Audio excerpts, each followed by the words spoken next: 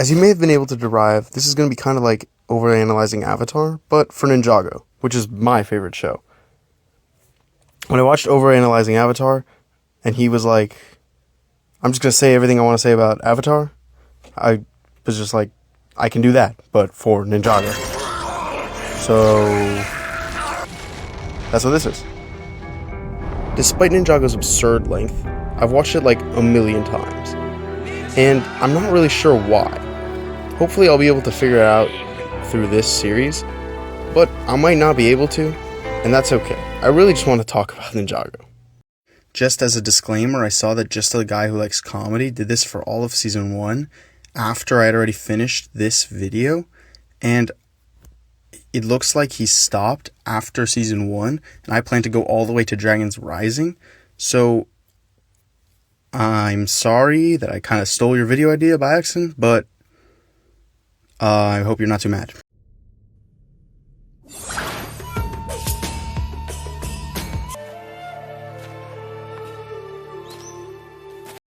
It's kind of weird that there are power lines here, right? To forge the perfect weapon, you first need the right metal and plenty of heat. Cool it off, and presto! This is an effective introduction to Kai's character. It shows his impatience and hot-headedness really well through the guise of his blacksmithing. You made it too quickly, Kai. Be patient.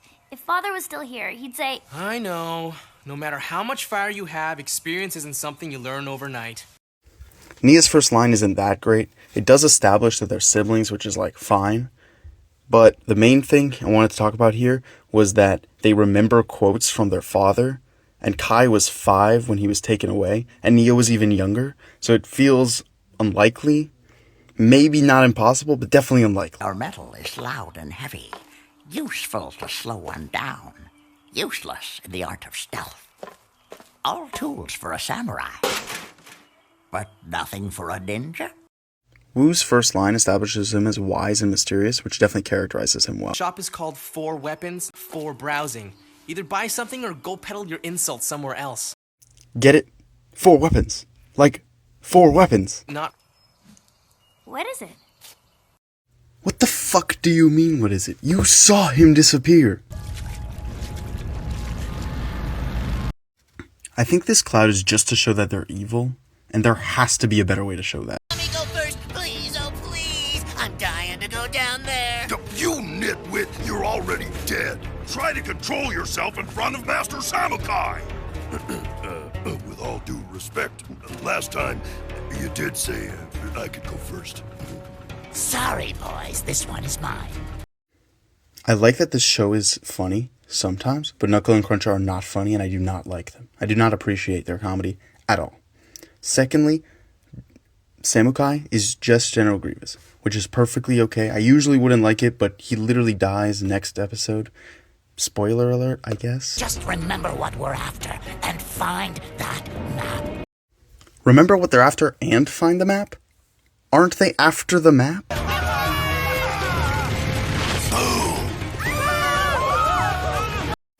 I've genuinely never understood this scene. Why are they excited here? What are they? This actually brings up an interesting point. Do they have skeletons? I don't know. Stay here. This is cool. Kai is protective of his sister, which sets up some stuff that happens later, and also just adds to his character generally.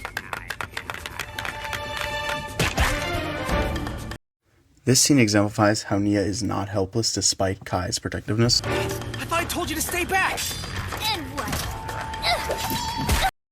So Nia just like teleports here, which is a little weird, and also these guys in the background are just going off into the distance. This fight is just stupid and distracts from the actually cool fight happening outside. Also, this helmet is on the shelf when it definitely should not be.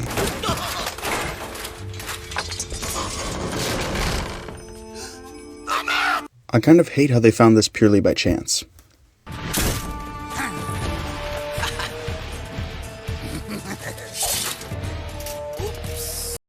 First of all, it's a little weird that Kai just doesn't see Samukai's forearms. I guess it's dark, it just kind of is a little weird to me.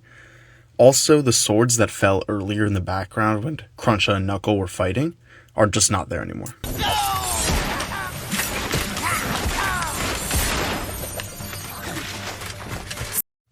This is the first time we see Spinjitzu, and we see it from Wu, who up until this point we only know as being wise and mysterious, which kind of ties the new art form that we're seeing for the first time to those traits. Sensei Wu, your Spinjitzu looks rusty. This implies they know each other somehow. Nothing like bone to sharpen its edge, Samukai. I just really like this line.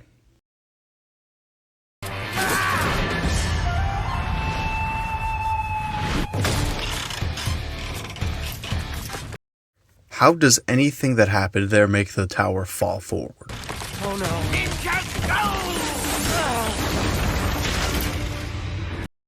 Kai not being able to get up in this scene doesn't really make any sense. He's like standing in the next scene, so I don't really know what happened. Lord Garmadon says take the girl. Lord Garmadon. I included this for two reasons. One, I'm just confused how Garmadon talks to Samukai here. But two, I need you to remember it because I'm going to reference it in like 3 seconds.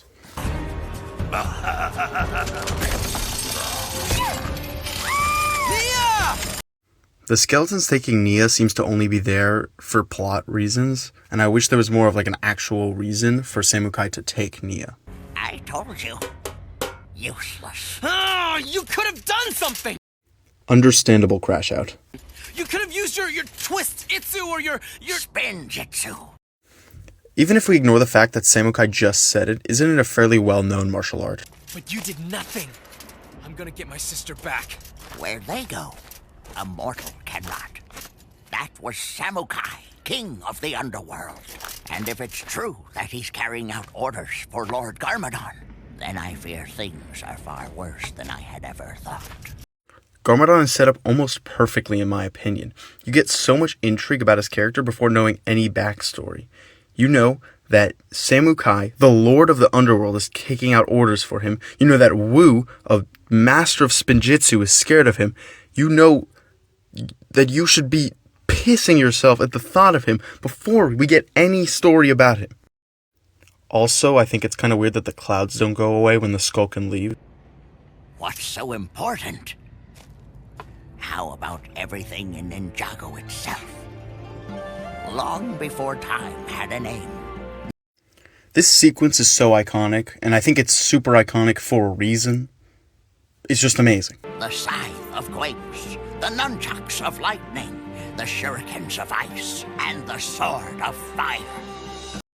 Oh my goodness, I just love this Eastern Asian inspired art style, though it is a little weird that the Scythe of Quakes is called the Scythe of Quakes instead of the Scythe of Earth like every other weapon, but whatever. And so powerful, no one can handle all of their power at once. I smell foreshadowing. When he passed away, his 2 sons swore to protect them, but the oldest was consumed by darkness and wanted to possess them. A battle between brothers broke out, and the oldest was struck down and banished to the underworld. I like how you can kind of tell that the younger brother is Wu without him telling you, even though he does tell you later. Peace returned, and the younger brother hid the weapons. But knowing his older brother's relentless ambition for power, he placed a guardian to protect them. And for fear of his own... 2 things here. First of all, it teases a dragon, which is super cool. Second of all, the map, it seems to be inaccurate based on what we know earlier, but it doesn't really matter. Then you came here looking for the map? Holy shit, Kai, we just went over this. He obviously doesn't need a fucking map! My brother cannot enter this realm. It's Maybe I'm just an idiot, but I honestly don't understand where they are right now. obvious he has struck a deal with Samukai. If he were to collect all 4 weapons, even I would not be able to stop him again. But you have the fire inside. This is obvious foreshadowing if you've watched it already, but if you haven't, this is ambiguous, which I think is really cool. Look, I'm flattered you think I'm all that. But I gotta save my sister. This is a very logical response from Kai, which humanizes him a little in my eyes. If you want to get your sister back, you must control the fire that burns inside. Only when you become a Spinjitzu master will you be able to face Lord Garmadon. Feels like Wu is saying that Kai's gonna have to face Lord Garmadon alone, which is obviously not true. Just kind of a weird statement to make. Okay. Then when do we start?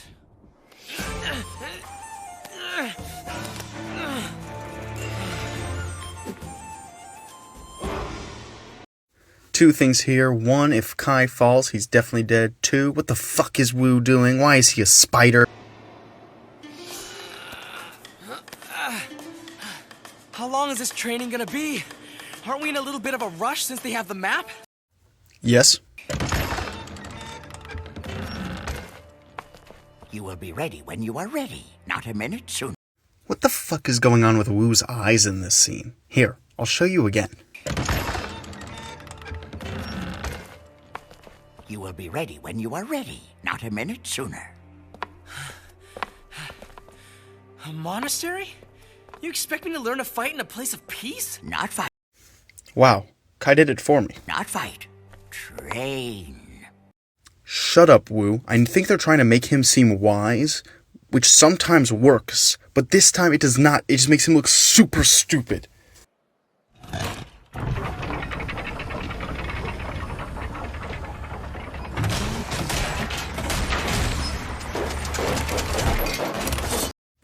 So, I was gonna be confused about how Wu made tea so fast, but then I noticed that in this scene, there's a teapot in the background. Cool detail. Complete the training course before I finish my tea. Then we will see if you are ready.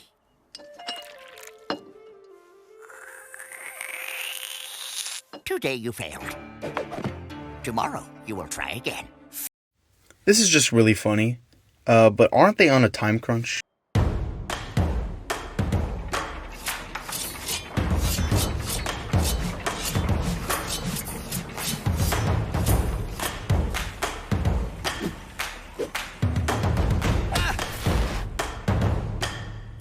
Fail.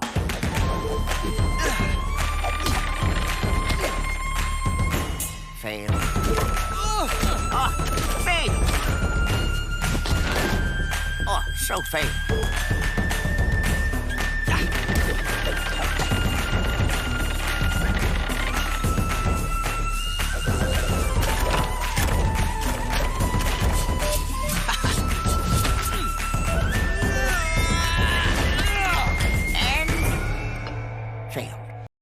Firstly, I think it's really cool that Wu is addressing Kai's character flaw of impatience.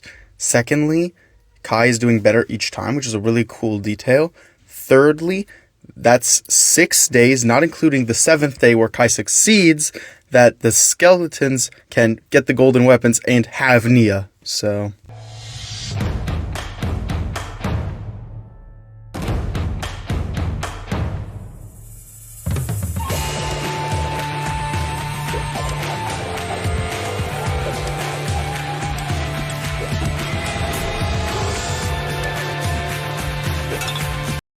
Kai, despite clearly being better than before, still has to resort to some trickery to beat the time limit. So, makes me wonder, is that a clever solution to a puzzle, or cheating? Also, Wu prepares his tea during the time where Kai is going this time instead of before, which is a little weird. Was that 1 sugar? Or 2? 2. So, am I gonna learn this spin jitsu I've been hearing so much about?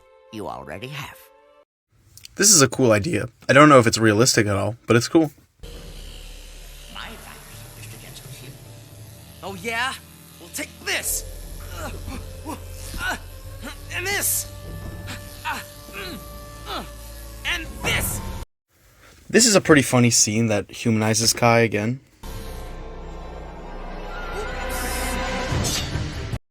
This cut is the original line between the first pilot episode and the second pilot episode, as there used to be 4, and you'll see that before this line, the ninja, other than Kai, are much more advanced, and after this, they're like worse than Kai.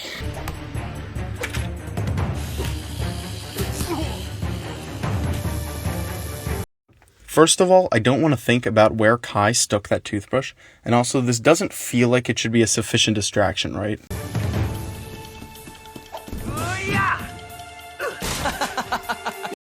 See what I mean? The other 3 are also super inexperienced.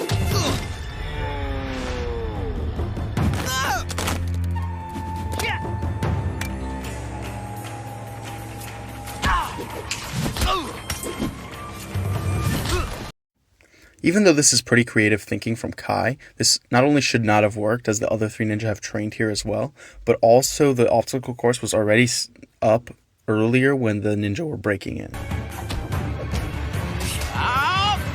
This is not only the goofiest set of scenes ever, but also the obstacle course is off in the background, and it should not be. Yes, Sensei. What the fuck, Kai? Why did you bow? Whoa. You never said anything about a fourth. It's always three. 3 blind mice, 3 musketeers, 3...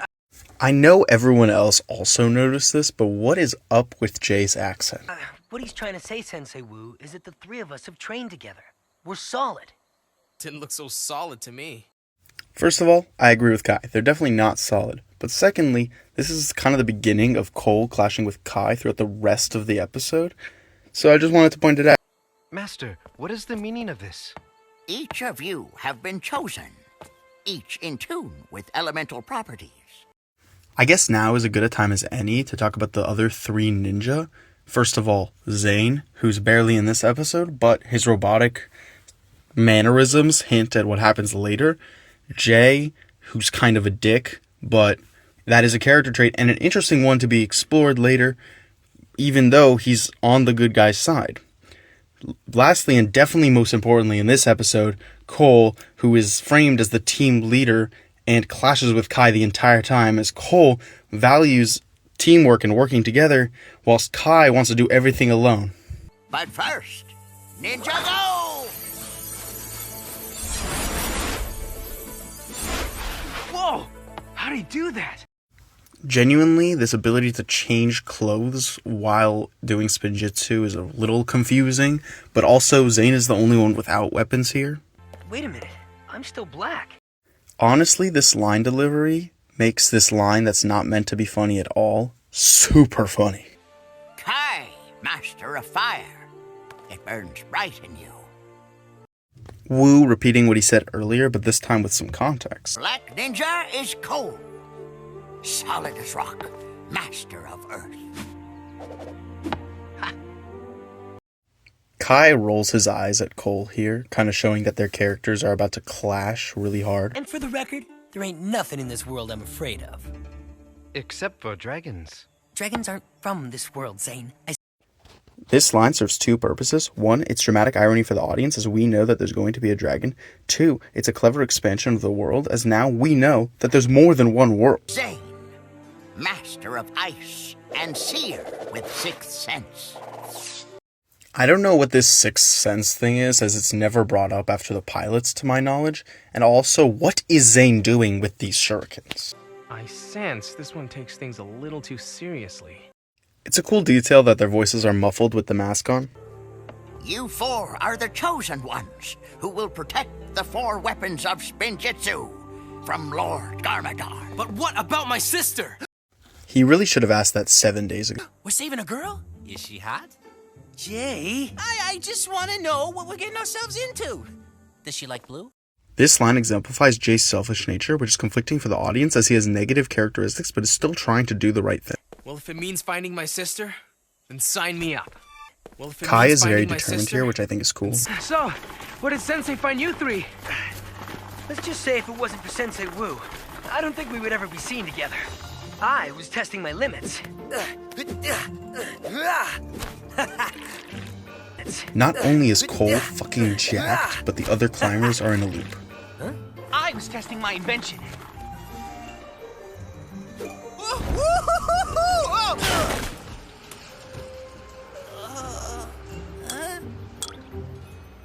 So in Season 1 it's stated that Jay has never been to Ninjago City before, so where is he now?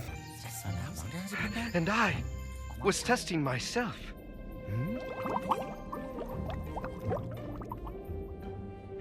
This kind of makes sense for Zane as he's the elemental master of ice, but for Wu, he should be frozen solid and unable to drink tea, because, you know, he's underwater. The caves of despair. Samakai must be close to unearthing the scythe of quakes. We must assume that Wu made them crawl up this rock for, like, training purposes or something. We also never get an explanation for why they're called the Caves of Despair, but I think it'd be really funny if it was because the dragon inside was terrorizing people. Remember, Do not use the weapon, for its power... Yeah. It's too much for us mortals. It's definitely not, and I want to know what Wu was going to say. Alright guys, let's chop sake this lemonade stand. This not only implies the existence of lemonade, but lemonade stand.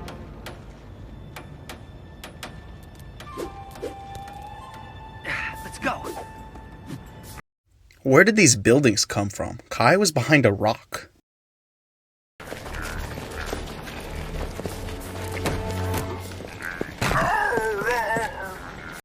This implies that the skeletons feel pain, which didn't seem to be the case when Kai was fighting them earlier. I found something! That's another rock, you bonehead! But it's shaped like a donut!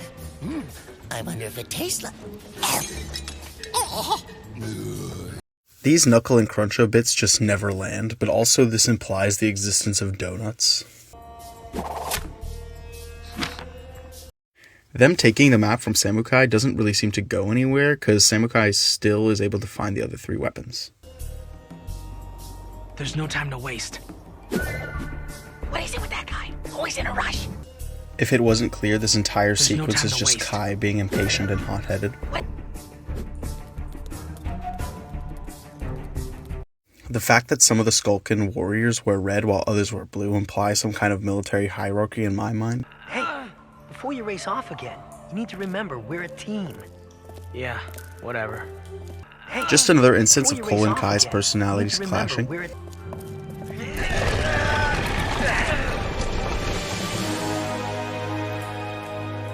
What is with these creepy faces in the background? Are we to assume Wu put them there? Whoa! That is so cool! I understand the cave is echoing this, but this still seems impossible, right? All right, team. Everyone stick together. The way out is right around the corner. Are you really trying to tell me that they didn't see the giant skeleton army forming right in front of their eyes?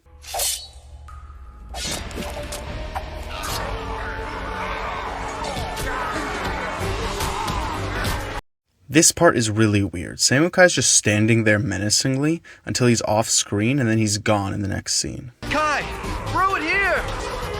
Go! I know what throwing is, and this is not that. Hey, guys!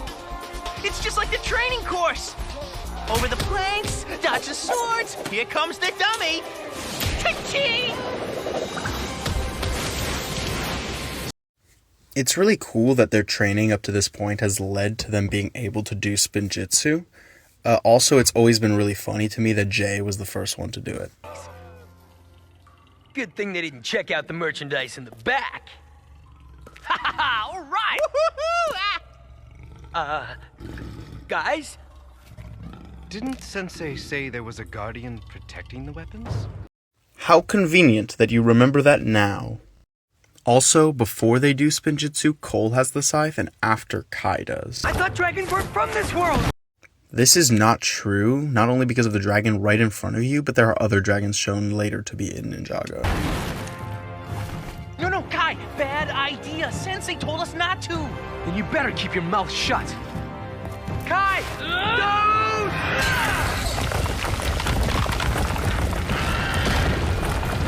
I think this is kind of brilliant. Kai has to use Cole's element, the character he's been clashing with the entire episode, to get out of this tricky situation. And it kind of shows that he needs to be more accustomed to being part of a team if he wants to save his sister. Enough! I told you not to use the scythe. This just makes no sense. There's no actual reason for them not to be able to use the golden weapons. It just feels like an out-of-character move for Wu.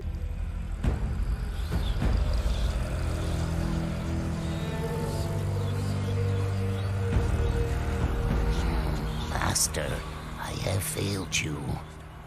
They have learned spinjitzu, and they have the scythe. Good. Then my brother was there. If I gather my army, we can easily ambush them at night. No. Let them think they're winning. I do not understand. Everything is going to plan. I like how Garmadon's face is never shown, nor his face ever said, but we still know it's him, and Samukai, the main antagonist for the rest of this episode, is cowering at his feet in fear. It's like definitely like encapsulates Garmadon perfectly. For every episode, I'm going to do kind of a wrap-up statement to vocalize my thoughts. I really like this episode as it sets up the entire rest of the show. It really sets up Kai well as our protagonist for at least the beginning, and it sets up Cole well as his foil. That doesn't really stay there, but it makes for a good plot for now. Samukai and Garmadon. Garmadon's not even in it, but you can tell, like, he's a very scary villain, and Samukai is also pretty good. Knuckle and Crunch are definitely the weakest part of this episode for me. Their comedy just never hits, and it's just annoying when they're on screen, and I wish Zane and Jay had more to do.